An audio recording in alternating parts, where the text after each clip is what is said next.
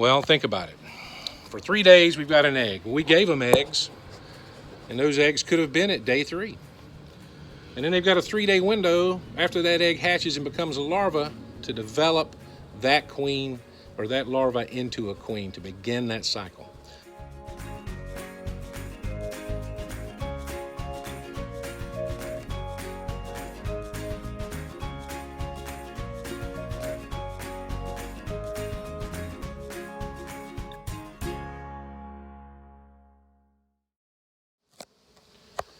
What's going on, bee herders?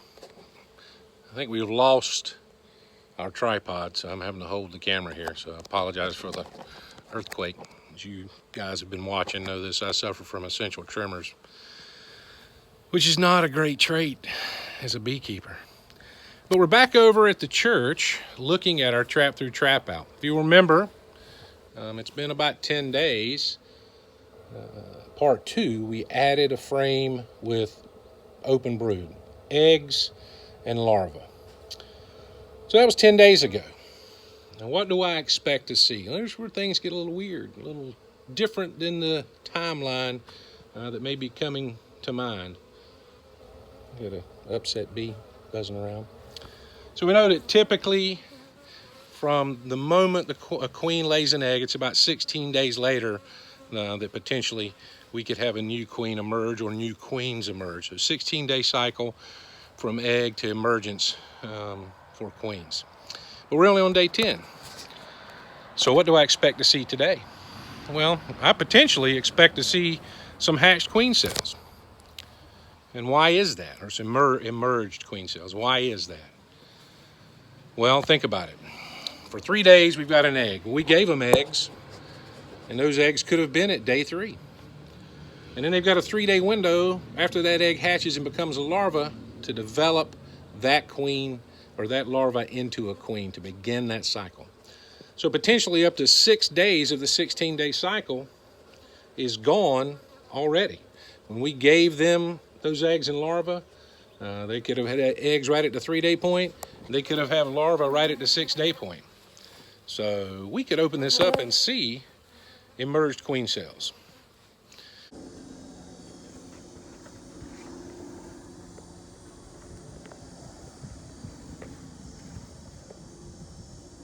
Now we've had one of the viewers make a recommendation or make a comment, and he's right. We could have done a combination trap out / forced abscon. We could have forced some smoke in to one of those holes. The way he recommended, we've done it before, is you put your vacuum on reverse or use the output port on your vacuum and force the smoke in there. That helps eliminate the chance of potentially blowing a spark in there. Or if it's a tree or something like that, often I'll just push the smoke in that way and try to force them out. Not too worried about creating a fire hazard. But in this case, we knew that with the cinder block and the channels going to the top, if I smoked it, even though there's bees not coming out inside, I would end up with a bunch of smoke inside the building.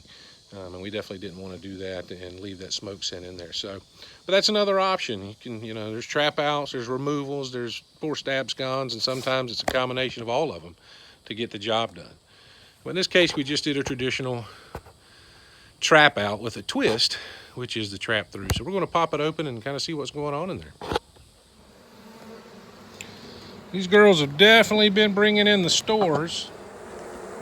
They have this frame pretty much just loaded with bee bread, a little bit of nectar, and more nectar on the other side, a little bit of capped honey up in the top corners. So we started this kind of after the flow was winding down, so I didn't expect them to bring in a ton of nectar. We're going to feed them, but we gave them some frames of honey. You can see this side's just loaded up. Bee bread.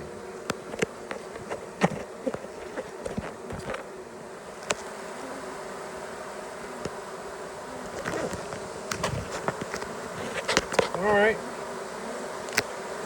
so this is the frame that was directly above the cone down in the trap out box. And they're drawing white wax on it, white wax on the other one. Here's what's interesting. You see our cone down in there. I'm not seeing bees in the comb. So there's a good chance we've completed the trap out, or we're pretty close anyway. You figure if that queen was laying every day there should be bees maturing to an age enough to come out to become foragers and orient, and we're not seeing any activity in the combs. So there's a real good possibility this is done taters. Plus, I'm going to show you what's going on with that frame of brood we give them. Something pretty interesting. So here is the frame of brood we gave them. Sorry, the redneck's coming out at me. And if you remember, we had a little uncapped brood, or actually had a lot of uncapped brood, eggs, young larvae, and just a tiny amount of capped brood. But look what we've got here.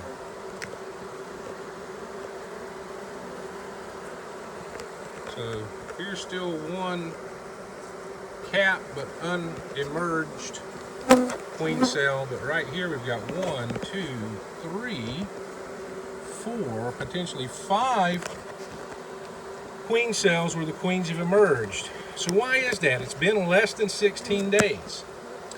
Well, let's do the math. We gave them eggs, and those eggs could have already been 3 days old. We gave them larvae that were potentially still right at the end of that 3-day window for them to develop into a queen. So 6 of the 16-day cycle was already taken care of when we gave them this brood.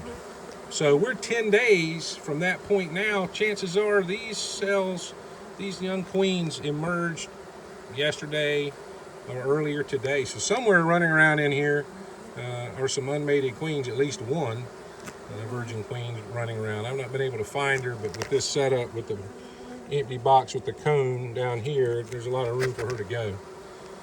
But just based on how calm these bees were acting, I kind of had the sense that they had a queen anyway. So that's kind of cool. And we're 10 days into giving them this brood, and boom, we've got queens running around in here somewhere. Those are definitely queens that hatch nice, neat, chewed out. This one over here, I don't know, maybe one of the ones that chewed out destroyed that one. Just in the last couple of days, today or yesterday, we've had virgins emerge. So I don't see signs of the mother queen from the colony that was in the wall. I don't see any eggs. So if she's come out, she's not laying, and then she may have not made it if she wandered across one of these virgins. So we'll finish checking things out here and get back with you. All right, folks, so day 3 is down, or part 3 is down. We know that at least there is a virgin queen running around in there somewhere. So we're going to give them about 7 to 10 more days, come back, hopefully see some eggs and young larvae. Right now there's only capped brood, and that'll tell us we've got a good viable colony. We've got plenty of nectar. I got 1 or 2 bees here that just decided to be aggravating. There's plenty of nectar, plenty of bee bread, and plenty of bees. So we should have a good viable colony to move back to one of the bee yards here again in about 7 to 10 days. We shall see. Y'all keep on keeping on.